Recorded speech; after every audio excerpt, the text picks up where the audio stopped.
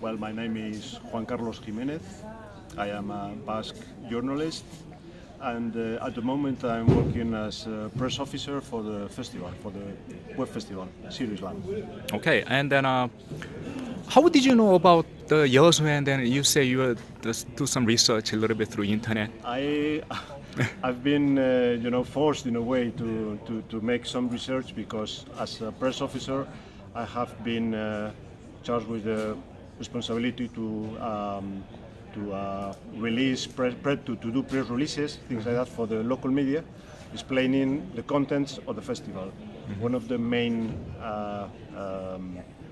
events of the festival this year is this special prize for the city of Yeosu. Right, and so Yeosu is not a very well-known city in Bilbao, so I have had to do some research about the history, the present of the city, what is the city like, finding some resemblances with Bilbao in a way, this kind of thing. Right.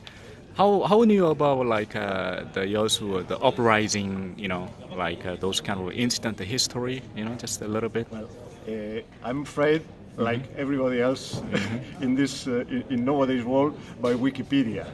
I browsed in the internet and I found this entry for Wikipedia, especially the English one, because the entry in Spanish is not very very short.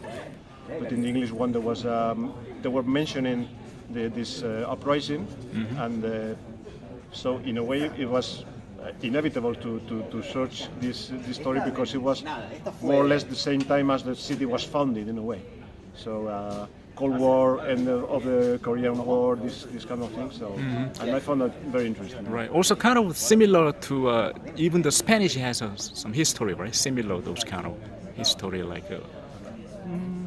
Well, you can always find similarities if you want, but in this case, I think it's quite different because the division of the country in two sides, in the case of Korea, is very, very peculiar.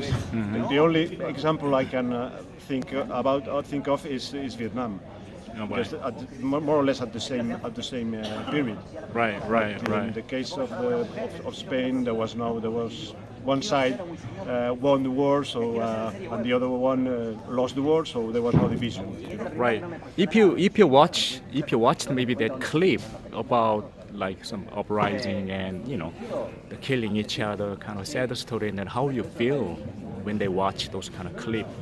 But as always with movies, that depends on the artistry of the director of the movie. So it can be very touching, very emotional, or if the director is not too good, perhaps it's not. So I have to say I like very much the war movies because they show very intense human feelings. Always. Right. So when the war movie is well done, I think it's very touching, and I kind of like it. Even to like this kind of